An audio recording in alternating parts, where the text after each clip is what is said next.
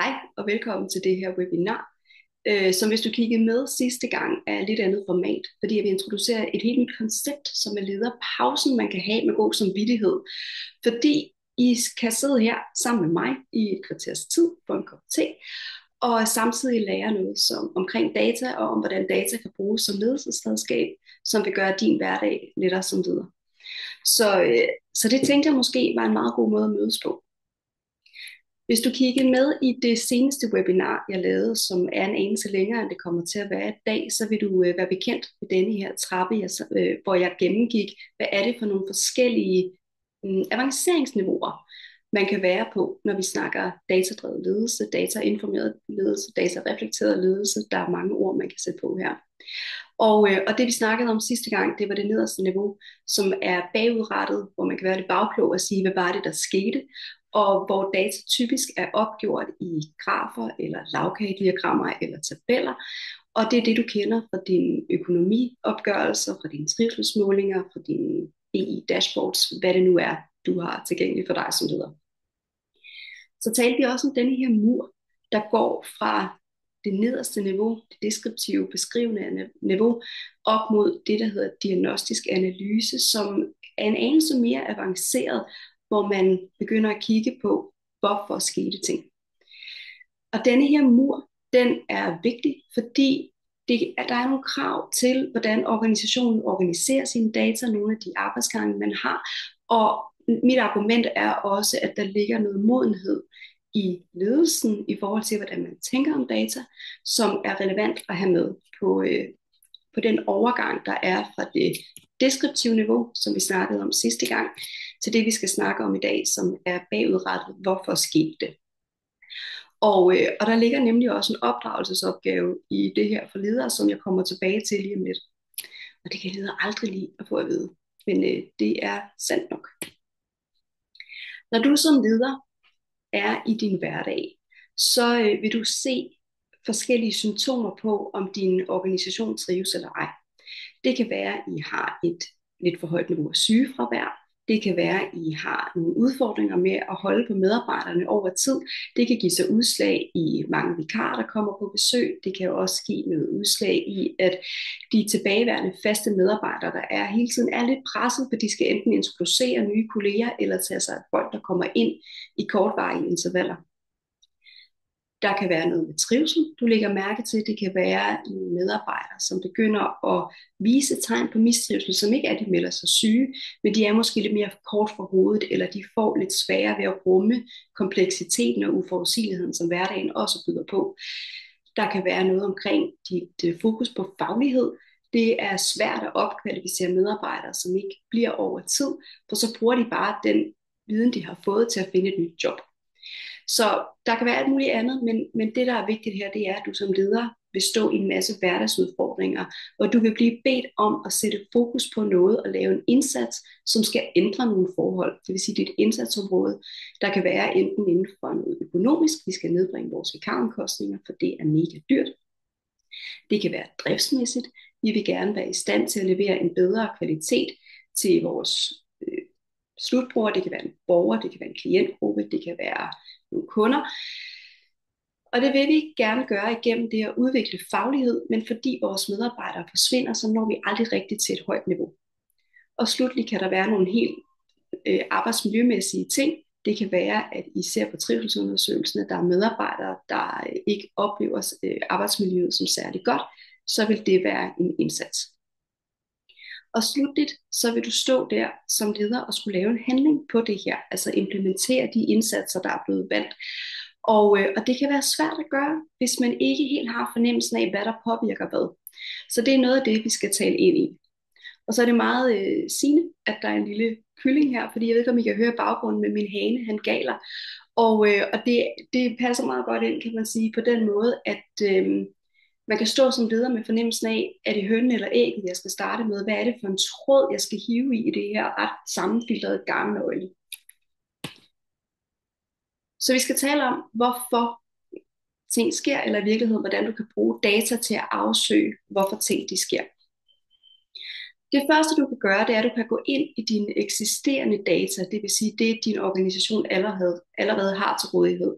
Noget af det får du måske netop i dine rapporter, men ofte vil det være sådan, at dine standardrapporter, hvad enten det er for økonomi, drift eller arbejdsmiljø, stiller flere spørgsmål, end de svarer på. Der vil typisk være en nysgerrighed på mere. Nogle gange er det sådan, at din organisation har en mængde data, som ikke indgår i din rapport, men som kan svare på nogle af de spørgsmål, du sidder tilbage med som leder. Det kan være, hvad er det for nogle medarbejdergrupper, som er meget fraværende? Hvor længe er de typisk fraværende? Hvad er det for nogle sager, jeg mangler at følge op på? Alle de her ting kan du gå på opdagelse i. Nogle gange er det dog også sådan, at din organisation ikke har data liggende. Det kan være, hvis du er nysgerrig på, hvad er det egentlig medarbejderne oplever som krænkende adfærd. Det kan være nysgerrighed i forhold til nogle bestemte situationer, der kan opstå med vikarer, der kommer ind ad døren. Og der kan du enten gøre det, du går ud og snakker med dine medarbejdere og spørger omkring, hvad er det egentlig, I oplever, der sker, og på baggrund af det danne nogle hypoteser for, hvad er det så, vi skal gøre. Så den kvalitative del. Men hvis du har en stor organisation, så vil det nogle gange også være sådan, det er nemmere at sende et spørgeskema eller sende en invitation til medarbejderne om at byde ind, hvor du går ind og supplerer det data, du har. Og slutligt, så hvis man får god kvalitet data, også på det supplerende data, eller man bliver god til at organisere sine eksisterende data, så kan man nå op på et niveau, hvis man har en vis størrelse, hvor man kan lave sammenhængsanalyser statistisk, og sige, hvad kan vi egentlig se, der hører sammen her. Men det er altså for de færreste organisationer, at det vil være relevant som standard.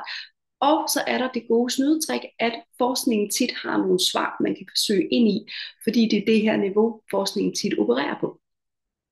Så du vil have rigtig meget glæde af, hvis du har lyst til at få sådan den mere faglige vinkel, eller nogle lidt mere sådan faste videnskabelige svar, og søge den viden, der er tilgængelig allerede, frem for at stykke det hele op.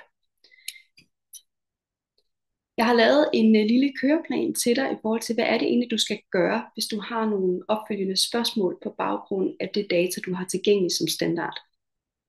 Det første er, at du skal inddrage dem, data omhandler. Det vil sige, det kan være medarbejdere, men det kan også være nogle afdelingsledere, eller hvad det nu er, afhængig af hvor du er i organisationen, og simpelthen spørge til, hvorfor tror jeg, de her ting sker. Lav noget systematisk indsamling. Det er ikke nok at gå rundt og sådan lige få lidt hister her, men sæt dig ned og find ud af, hvem er det faktisk, der ved noget om det her område, vær lidt systematisk, og så find ud af, hvad for noget af det her kan jeg teste. Hvis der er en hypotese om, at vores arbejdsbelastning i hverdagen, den stammer fra, at vi får alt for mange nye medarbejdere. Hvor mange nye medarbejdere har vi fået? Kan vi afgøre noget omkring, hvad det er for en gruppe? Kan vi finde ud af, hvordan de går igennem et onboarding-forløb? Kan vi finde ud af, hvordan man prioriterer ressourcer? Så man får testet de ting helt systematisk. Noget af det vil være på baggrund af data, noget af det vil være på baggrund af dine dialoger. Det man skal være opmærksom på, det er, og det har jeg tit oplevet i organisationer, det er grupper af ledere eller chefer, der sidder sammen i et møde, og så kommer de på en hel masse hypoteser, som de gerne vil have testet, som de så sender ned i dataafdelingen, fordi vi har mega gode mennesker ansat, vi har en masse gode data i denne organisation. Jeg vil gerne vide, hvordan ser det ud med elevernes sygefravær, hvordan ser det ud med vores arbejdsulykker, hvad er det for nogle arbejdsulykker, der forekommer på hvilke afdelinger, det vil jeg gerne have over tid, og allerhelst i morgen. Det var simpelthen dataafdelinger til at lave sådan en dog and cover.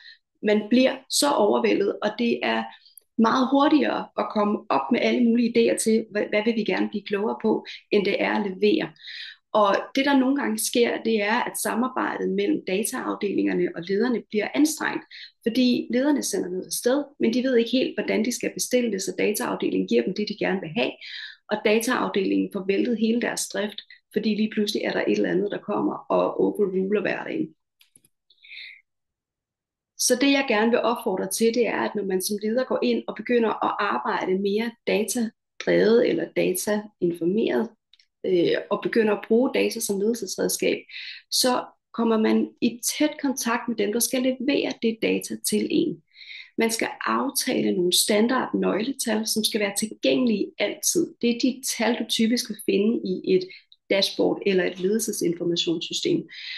Og det er dem, du har tilgængelige hver dag, og det er dem, du skal navigere ud fra. Hvis der så skal være opfølgning på noget, fordi du bliver nysgerrig, eller fordi der er noget særligt, du skal have opmærksomhed på, så have en aftale med din dataafdeling om, hvad er det, du kan bestille, og hvad er det for nogle ting, du kan bestille og få leveret inden for en uges tid, så du har noget at gå efter. Det er ikke nødvendigvis altid lige præcis det, du skal bruge, men det er måske noget, der giver en snert af det, så du så selv kan følge op på.